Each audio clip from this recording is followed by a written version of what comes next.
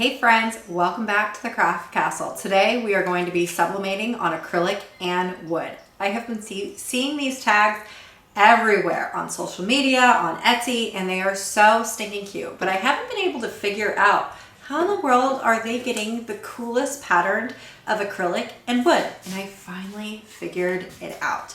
They're using either a sublimation or a UV printer. UV printers are a ton of money, a lot of money. We're talking the minimum, I think, is like $12,000 for one. So the other version of this is doing a sublimation print. It is so much fun. I love sublimating everything, especially making these stuff. So there are two ways. I've been doing sublimation on wood for quite some time, and I love being able to do that. It kind of gives it more of like a faded look, not as bright. And I can show you the difference in these tags. Okay, so this right here is a sublimation print with a dinosaur for Valentine's Day. And then this is a sublimation print on the wood. They've been pressed the same amount of time, and they've also been the same heat, same time and everything. But you can tell on the right, it's a little bit more of like a faded pastelish look. And on the left, it's a little bit more vibrant. So when you sublimate on wood, this is essentially the looks that you are going to get is a kind of like a faded undertone, easier to work with, less finicky, more brighter, even like colors, but more finicky and a little bit more of a process to do the sublimation. There is more steps to doing the acrylic than it is doing wood, but both results I think are so stinking cute. Also, you can tell on these two, one is a wood and then one, I already have the little bunny on it. Did I glue him down? I don't think I glued him down actually. Nope, I just used a little piece of poster putty. Okay, so this one right here is a little bit faded and this right here is a little bit brighter. This has the second step on there, and then also when you're doing acrylic, you remember that it is plastic, so when you put it under heat, it starts to bow. So then you're gonna have, again, with the process. This is a little bit more finickier. I like the end result of this better. My heat press just got done heating up. It's like, quit talking and start to craft. Okay, so let's get to crafting. I already have blank. If that thing would just quit chirping, that would be nice. All right, so I already have blank wood tags cut out and white acrylic tags. I sell these in my shop, but you can get them off Amazon as well if that's the route you would like to go. But that's what we're doing, is just doing one wood and one clear acrylic. And then I also have over at the heat press, I have a couple prints like these that I'm going to show you how to do it. All right, let's go to the heat press and I will show you the finished steps. I have my sublimation prints already printed out. Now, if you are using a piece of wood, like a white piece of wood, what you want to sublimate on is a reversed item. So when you print a sublimation print, just do the standard printing in reverse so everything looks backwards for you. We're going to use the wood for that. When it comes to clear acrylic, you do not want to flip the image. So what you see here and you put it down, it has to be legible to you. This is backwards, so we're not going to sublimate on clear just because then it'll be backwards for you and you do not want that. So I'm going to use this cute little bunny print to sublimate on the clear acrylic. All I need to do for the white piece of wood, it's really simple. The prep work for this is really simple. You just take the card or the piece of wood, make sure that there's not any dirt or anything like that. Take a piece of tape and just line it up to whatever print you're doing. And then I'm going to trim away the excess because I want to keep this print and I don't want it to go to waste. There is that. This is done. Now we're going to wait and we'll put this to the side. And we'll do the clear acrylic. Now with clear acrylic, you're gonna wanna peel both the masking tape off on both sides of this. The prep work for this is a little bit more, but I'm telling you, it's so stinking cute afterwards. Okay, here is your clear tag. You can't, I'm sure you can hardly see it. Same thing that you did with the wood tag is you want to line up. It's easier to see where your print is going to be. You want to line up the print and tape it down wherever. Okay. Now, when you are doing a sublimation print, I always suggest using a heat press because you're going to need even pressure throughout.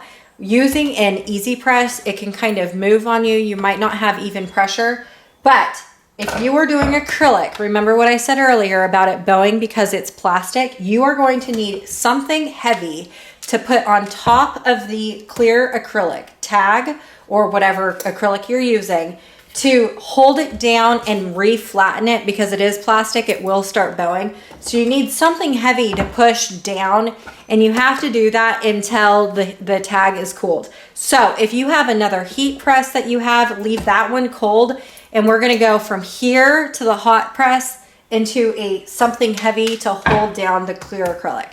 Remember what I said, there's a lot of prep work. Okay. So I already have the heat press set up to 374 for 190 seconds.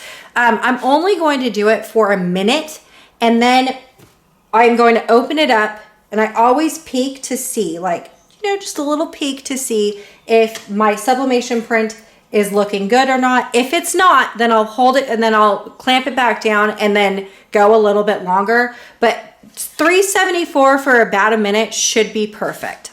Okay, I'm gonna start with a wood one first, and then we'll go and use the, do the acrylic. Just gonna open my heat press. This is just a piece of parchment paper. Put that in there so you don't ruin your mats or your heat press. Always do sublimation side up, print up. So your tag is going to be on the bottom. Slide it in there. And then we'll clamp this down and press start. Okay, so we're gonna open this up, slide this over, and let's just peek at our print to see if it looks cute. Yeah, looks really cute. Woo, it's hot, but it is looking cute. So we're just gonna slide this out and let this cool just for a second so it's easily touchable later. Okay, same concept with the tag. Here is the clear tag, print side up, sandwich it into our parchment paper, and press it for a minute. Okay, the minute's up, so let's open this up. We're just gonna drag this over. We're gonna put it directly underneath the cold press. And then keep some pressure on it because it is going to want to bow on you, and just stand here and wait for the tags to cool until it's cold enough to where it's not easily pliable. Okay, so let's reveal the first one. First one's that wood. Looks so cute. Taking all the tape off, and that's it. That's your finished tag right here. If you wanted to put more HTV on the top of it or even vinyl, like a name, a gift tag name, you could, but you're done. Now, when you peel this, here's that. If you peel it,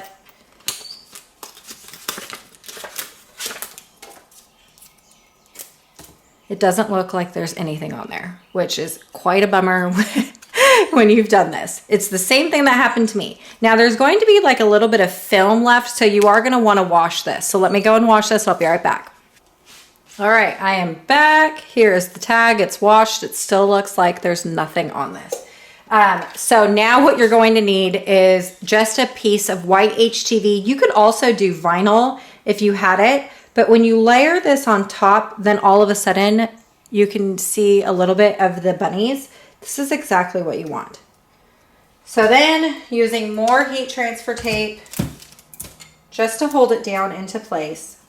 This is Polytape's HTV, and it takes you but like 2 seconds to press. So you're only going to press this thing for just a second. So I'm gonna put it back into the heat press, and then we'll press it for 2 seconds,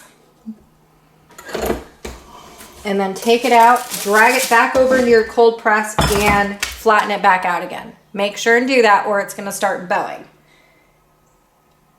And you want to hold it down into place until it's cold enough that it won't start bowing on you. Okay, and if it's still wanting to come up, which it is for me, then just put it back into your heat press a little bit longer. The final result for the clear acrylic is amazing. It's just kind of a pain in the butt. I don't particularly care to HTV on clear acrylic. I actually like the white wood method. Okay, now it's wanting to come off a little way better than before.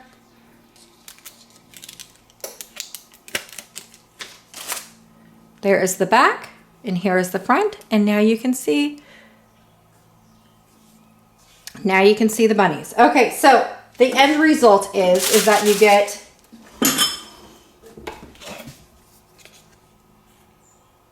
clear acrylic has like a shiny look to it. I love that look. And then here is the wood. It's kind of like a more faded look. I do prefer this method just because it's a lot quicker and easier to do versus this one. This one, it takes a little bit more time. All right, y'all, that is it. I'll see you later.